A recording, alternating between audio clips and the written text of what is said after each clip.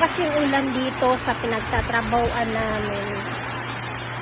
Mahirapan na naman ako nito umuwi. Hindi pa naman ako payong. Malayo pa naman dito yung bahay. Dito ako ngayon sa Santa Barbara. Tapos yung bahay namin nasa Upper Calarian. Mahirap.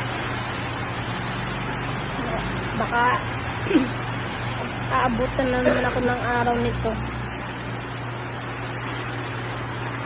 So guys, oh, grabe yung ulan, oh.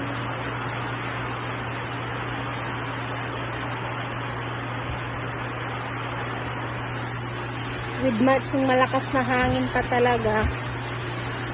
Siguro kung nasa bahay ako ngayon, ang sarap ng tulog ko kung ganito kalakas yung ulan.